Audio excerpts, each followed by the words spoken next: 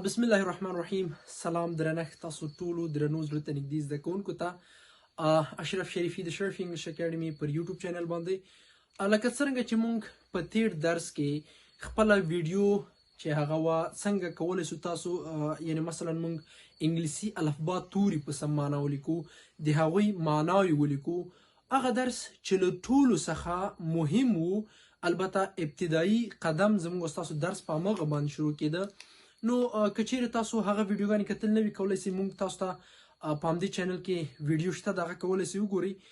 نو انشاءالله زموږ د نن ورځې درس چې ده هغه د کمپاوند لیټرز.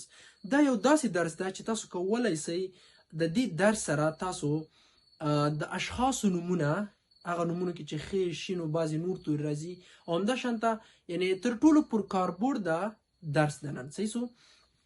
راځو په لومړي سر کې زه به تاسو ته ووایم دغه کمپاوند لیټرز، صحیح سو، ترکیبي توري، د دو اصلي معنا څه ده او دا ولې په انګلیش کې رامنځته شول.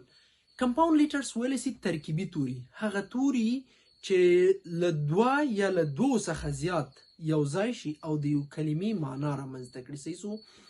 لومړی خو باید دا ووایو په انګلیش کې موږ تاسو داسې توري نه لرو چې مثلا هغه په یوازې توګه یعنی یو حرف هغه مثلا د شین په معنا سره راسي، یا مثلا یوازې حرف په داسې معنا سره راسي چې هغه د چی اوسیږي یا د کاف معنا ورکي.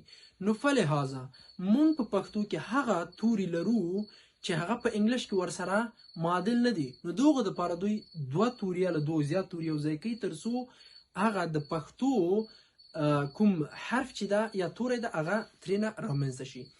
نو بناءً مونږ تاسو دلته څو توري لرو. زه صرف تاسو ته دلته لیکم هر یو مثال د هر یو کارونه زه تاسو ته لیکم. په لومړي سر کې موږ تاسو راځو چې هغه کمپاوند لیټرز لرو، هغه ده د اس اچ توری. اس اچ توری دا په انګلیش کې دوه هغه توري چې سره یوځای سوي دي او معنا یې د څه شي ورکړې ده، د شین په معنا سره راغلی ده. اس اچ دوه هغه توري چې سره یوځای سوي او د شین په معنا سره راغلی ده. که مثلا موږ تاسو لرو که نه په انګلیش کې نومونه دي، مثلا ته لیکې شاهد، نو ته به څنګه لیکې؟ اس اچ ا اچ آی ډي، شاهد. وګورئ دلته موږ تاسو په توري کې شین لرو او د شین معنا باید موږ تاسو په همدې ځای کې ګټه ترې پورته کړو. خو دا مو په یاد وي چې د انګلیسي په تورو کې تاسو په کلمو کې هیڅ وخت اس اچ توری ونه لیکئ. یعنې څنګه که تاسو ته یو څوک وایي چې په زیاترو کې لیکل کېږي که نه، خو په هر یو کې به تاسو دا نه لیکئ. صحیح ده؟ مثلا تاسو لیکئ شاهد سو، یا مثلا تاسو لیکئ فیشن، همداشانته مثلا موږ تاسو لیکو شراین په انګلیش کې.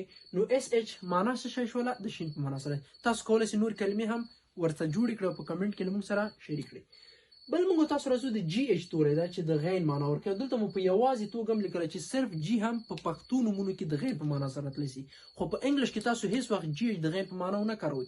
لکه مثلا تا ته یو څوک وایي چې ته وایې افغانستان که نه، نو په امریکن کې امریکایان هیڅ وخت غین نه تلفظ کوي، هغوی فقط ګاف تلفظ کوي.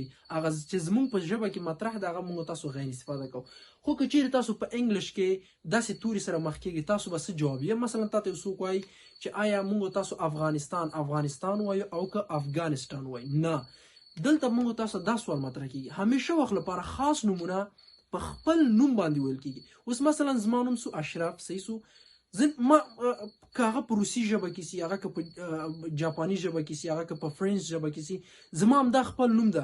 هیڅوک مثلا حق نه لري چې دغه نوم په بله ژبه کې په بل طریقې سره تلفظ کړي. هغسې د هغوی په لهجه کې موجود نه وي، د هغوی په ژبه کې موجود نه وي، هغه علیحده خبره ده.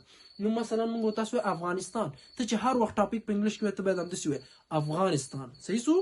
بغلان، صحیح سو، همداشانته غوري یا همداسې سلاو نور دي. جي اچ د غیر په معنا سره راځي که نه. اوس مثالونه چې دي، لکه زه مثال تاسو ته لیکم، یو مثال مې دلته لږ مخکې وویل که نه، غوري. صحیح سو؟ همداشانته چې لیکم غني. صحیح سو؟ غني او همداشانته په سلهاو نور دي. بل موږ تاسو لري کې اچ د خې په معنا سره راځي. کې اچ دوه توري دي چې سره یوځای سوي او د پښتو په معنا کې یو د خې معنا تشکیل سوي. خو البته له یاد مه باسئ چې صرف کې حرف هم کله چې په پښتو نومونو کې راځي او د خان په معنا خې په معنا سره تللی سي. زه تاسو ته مثلا یو مثال وایم که نه، لیکو مثلا کې اچ ا ان، معنا یې څه شوله؟ خان. وګورئ دلته کې اچ دوه توري یو ځای سوي دي او د خې په معنا سره تللی سي. په انګلیش کې امریکایان مثلا هغوی داسې نه وایي خان، هغوی چې وایي کان. نو آیا دا صحیح ده؟ د هغوی په ژبه کې صحیح ده چې دوی وایي کان، صحیح سو ځکه هغوی خې نه لري. اما زموږ ستاسو په ژبه کې باید هیڅ وخت کان ونه ویلی سي، باید خې خپله تلفظ شي. او همداشانته مثلا موږ تاسو لرو نور نومونه چې په خې کې راځي، هغه تاسو کولی سئ پکې ترې استفاده واخلئ. همداشانته بل موږ تاسو لرو سی اچ دوه توري سره یوځای شوي، د چ په معنا سره راځي، هم د کاف هم د شین، درې معنا ورکوي. د سی اچ توری درې معنا لري، هم د چ هم د کاف هم د شین. د چ معنا موږ تاسو کولی سو چې مثلا دا لري تقریبا 50% څخه هم اخوا ډیر کارول کیږي، او د کاف معنی چې ده بیا لږ څه کمه ده، همداسې د شین معنی بیا بیخي کمه ده. نو هغه ته اوس پوښتنه پیدا شي استاد زه کوم وخت کې دا چ تلفظ کوم، کوم وخت کاف، هغه وخت بیا د دې په استفاده پوهېږي. کله چې تا مثلا انګلیش ریډینګ ډیر کړ، یعنې لوستل دې ډیر کړ، بیا ستا هغه وخت کې یو ټاپک وایي سی اچ راځي، نو ته مخکې له دې نه پوهېږي چې دا زه چ تلفظ کوم که کاف تلفظ کوم. صحیح ده، کوشش وکړئ په ریډینګ باندې مو ډیر کار وکړئ. د سی اچ لپاره یو موږ تاسو د چ په هغه کې لرو مثلا چیرسو، همداسې په کاف کې مثلا موږ تاسو لرو که نه سکولسو، او همداشانته ماشین. صحیح سو، ماشین. دلته د شین په معنا سره راغی، دلته د کاف په معنا سره، دلته هم د چ په معنا سره. صحیح ده، خو جوینه بیا هغه وخت تاسو پنځه کله ریډینګ کیږي. پی اچ توری دا د فی په معنا سره تللی سي، دا بیا په انګلیش کې د پښتو کې نه ده. مثلا که تا ته پښتو کې یو نوم راځي فرهاد، نو ته به ډایرکټ اف ورکوې. صحیح ده، ځکه دغه پښتو نومونو کې چې فی راځي هغه به اف ورکوې. دا پی اچ د انګلیش ده. مثلا تا ته یو څوک وایي چې ته ولیکه چې شی، مثلا دلته ته لیکې فون. فون چې ته وایي اواز ته ویلی سي که نه، اف پی اچ او ان ای، دلته د فون فی په معنا سره راځي. یا هم ته لیکې ټلیفون. صحیح سو، نو دا د فی په معنا سره تللی سي. یا ته لیکې فریز په انګلیش کې، په پښتو کې به چې فی راځي اف لیکئ. ټي آی او ان چې دا د شن په معنا سره راځي. د شن په معنا سره موږ تاسو ډېر مثالونه لرو. یو له هغو مثالونو څخه یې څه ده؟ انشینټ. سی آی ای ان ټي راغی چې معنا د تاریخي پخواني ورکولی سي. نو هر ځای کې بلکې ټي آی او ان ده. ټي آی او ان د شن په معنا سره راځي. لکه مثلا موږ تاسو لیکو اکشن که نه، نو بل موږ تاسو لرو سی آی ای ان ټي. سی آی ای ان ټي څلور توري چې شرط په معنا سره راځي. د دې مثال دالته دی که نه، دا مثال ده، او هغه بیا تاسو کولی سئ اخر د کلمه ټي ان شن په معنا سره تللی سي. اس آی او ان د ژن په معنا سره راځي که نه، کمپریهنژن. صحیح سو، داسې نور. او بل مثلا زه راځم دې خوا زیډ اچ د ژ په معنا سره راځي. همداشانته لکه مثال ژاله لیکې، ژول لیکې، سلا او نور دي. ټي یو آر ای د چر په معنا سره راتلی سي.